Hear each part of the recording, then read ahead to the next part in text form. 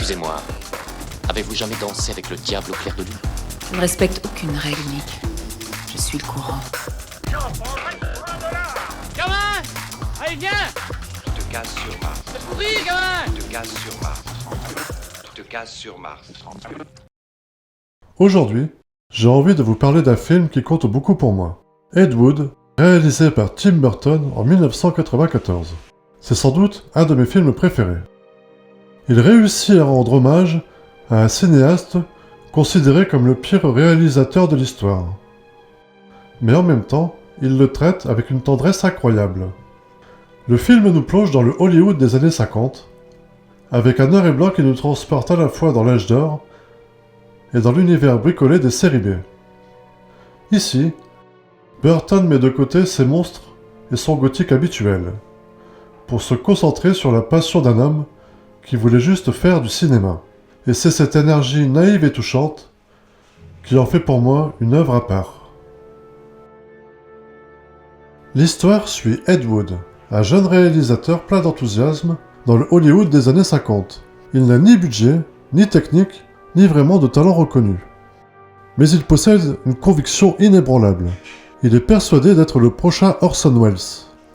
On le voit, multiplier les projets improbables, réunir une petite troupe de marginaux fidèles et surtout, tisser une amitié sincère avec Bela Lugosi, l'acteur mythique de Dracula, alors en fin de carrière. Ce qui est beau, c'est que le film ne se moque jamais de lui.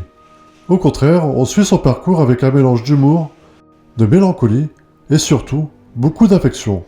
C'est l'histoire d'un rêveur qui, malgré toutes ses limites, refuse d'abandonner son amour du cinéma. Ce qui me fascine dans Ed Wood, c'est la mise en scène.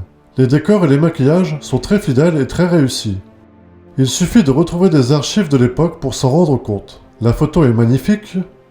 Chaque plan respire la nostalgie d'un cinéma disparu. Et puis, il y a les acteurs. Johnny Depp est parfait dans la peau d'Ed Wood. Il apporte une énergie enfantine, presque naïve. Ce qui rend le personnage irrésistible malgré ses maladresses. Mais pour moi, la vraie émotion vient surtout de Martin Landau, qui incarne Bela Lugosi. Il est bouleversant, drôle et tragique à la fois.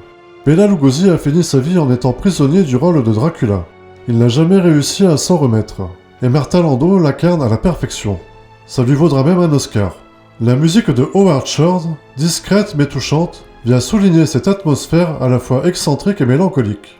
Artistiquement, c'est un film qui possède une âme et une patte unique en son genre.